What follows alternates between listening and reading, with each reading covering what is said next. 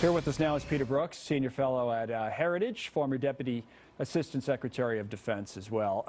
Well, that is an open stance, Peter, certainly from the president. The old saying used to be there's no harm in talking. Is that true in this case?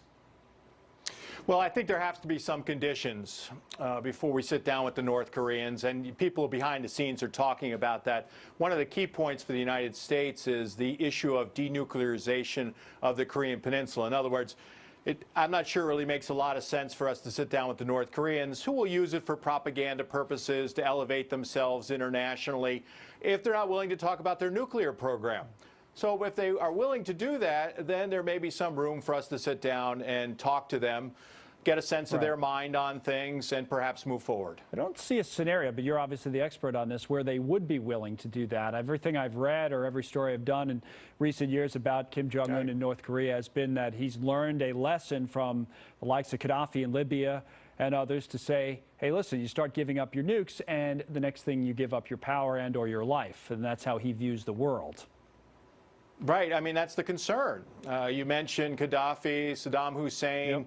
Yep. They may even go as far as talking about Ukraine having given up their nuclear weapons at the end of the Cold War and sent them back to Russia, the Russian Federation, and the situation they have with Crimea and they have in eastern Ukraine today. So, yeah, I mean, there's a lot of skepticism as they're willing to do it. But we need to lay that out for them. I think the administration's done the right thing about that and said, yeah, you got to come be willing to talk about it. Now, North Korea, as a state, has said that it has agreed to denuclearizing the Korean Peninsula going back to 1992.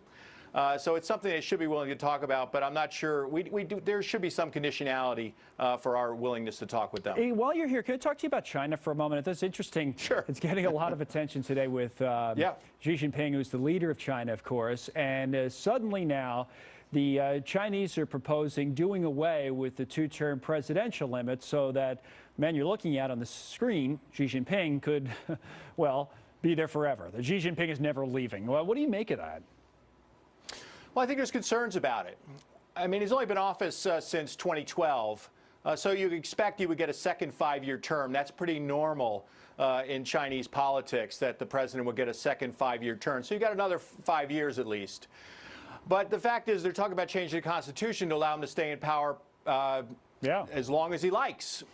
And what I'm really worried about is this sort of a liberal turn. I mean, I wouldn't say China's a democracy by any stretch of the imagination. It is still run by the Chinese Communist Party. But there's a liberal turn in international politics, like in Russia, where strongmen are becoming more popular, more common. I mean, we're talking about 17% of the world's population here in China. And I do think they have the right to choose their government, which they don't at this point. So I think there are some concerns. And Xi has been a competitor of the United States. We have the problems in the South China Sea, the East China Sea. He's a big player on North Korea. We've had some progress in terms of what they've been doing, but not terrific progress in dealing with the North Korean nuclear program, and also their military modernization and some of the things they're doing on the business front that I think work against American business interests and presenting a level playing field for American firms wanting to do business in China. One of those things we'll just have to watch, as we certainly don't have any say in it, but it is interesting. Peter Brookes, good to see you. Thanks for coming on. Thank you for having me. Okay.